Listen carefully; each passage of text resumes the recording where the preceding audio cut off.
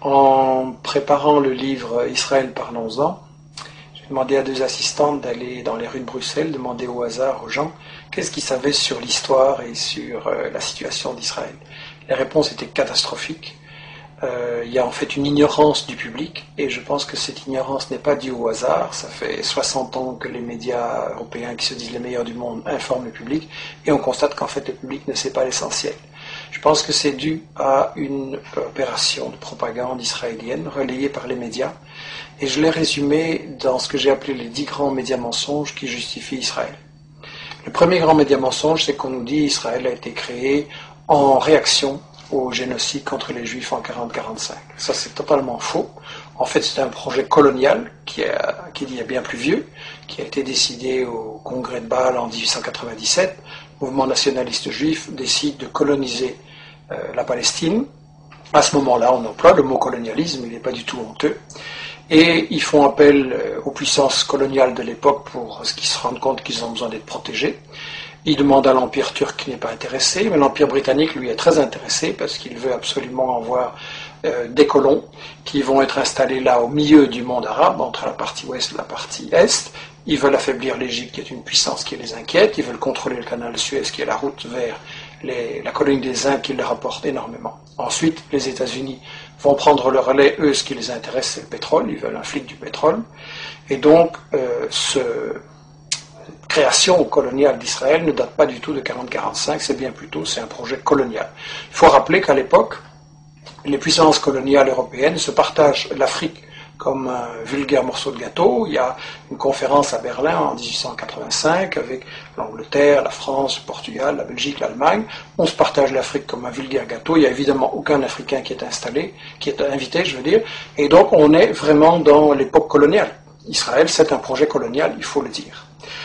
Alors, le deuxième grand mythe qui justifie Israël, c'est oui, mais les Juifs, en fait, ils retournent sur la terre dont ils auraient été chassés par l'Empire romain en 70 après Jésus-Christ. Ça, c'est aussi un mythe total, parce que, en fait, j'ai interviewé dans ce livre l'historien Shlomo Sand, qui a lui-même interviewé les historiens, les archéologues israéliens, et tout le monde dit non, il n'y a pas eu d'exode, et donc il n'y a pas de retour. En gros, les populations, elles sont restées là, elles n'ont pas bougé. Bien sûr, il y a eu des invasions, des migrations, des mélanges, mais en gros, elles n'ont pas bougé, les populations. C'est qu'il y a 2 conséquences cocasses. La première, c'est que, au fond, les descendants des Juifs de l'époque de Jésus-Christ, c'est les Palestiniens qui vivent là aujourd'hui, maintenant. Et la deuxième conséquence, c'est que, alors, s'il n'y a jamais des gens qui sont partis, quels sont ces gens qui nous disent qu'ils reviennent? En fait, ce sont des convertis, des Européens de l'Est, de l'Ouest, des Maghrébins, qui se sont, à différents moments, pour différentes raisons, convertis à la religion juive.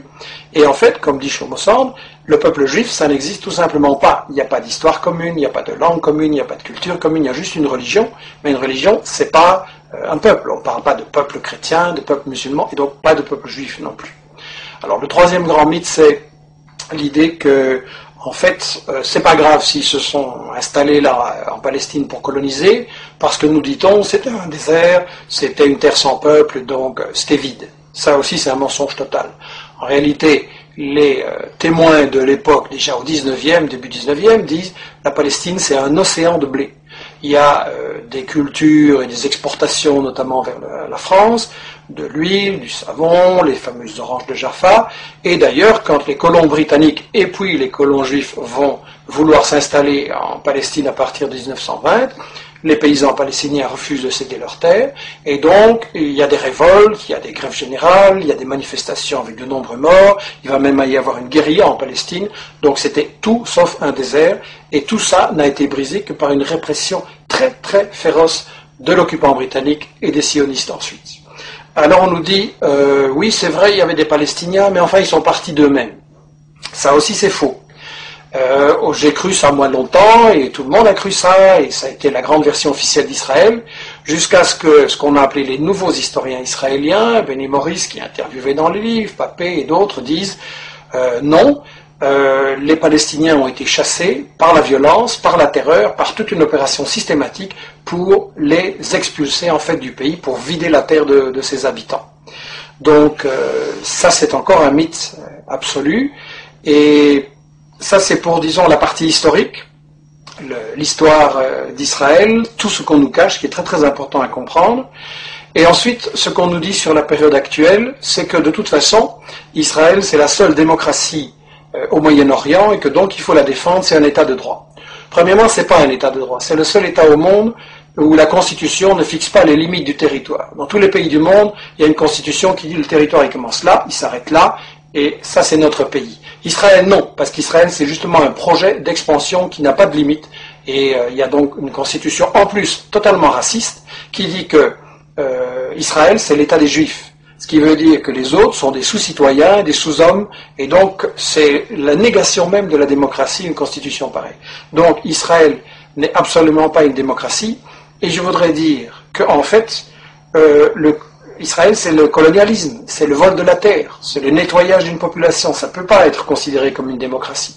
Alors bien sûr, on me dira, il y a un parlement, il y a des médias, il y a des profs d'UNIF qui critiquent, etc. C'est vrai, mais étant donné que c'est un État qui est basé sur le vol de la terre, ça veut dire qu'en fait c'est une démocratie entre les voleurs pour savoir comment ils vont continuer à voler.